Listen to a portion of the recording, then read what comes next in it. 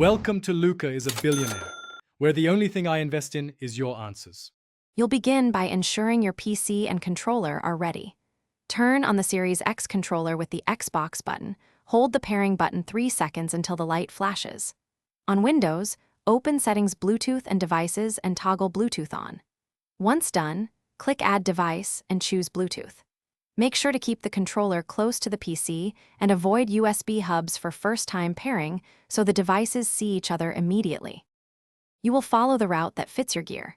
If you chose Bluetooth, pick Xbox wireless controller from the devices list and accept any prompts. Connection completes when the Xbox button stays lit.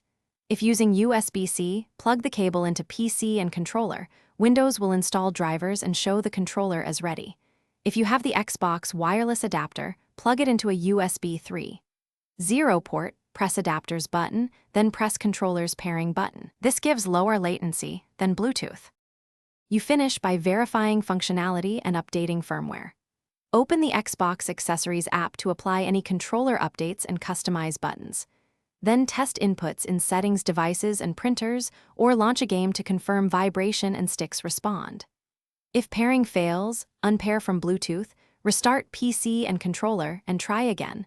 For wired problems, switch USB ports or cables. Make sure Windows updates and Bluetooth drivers are current. This resolves most connectivity problems.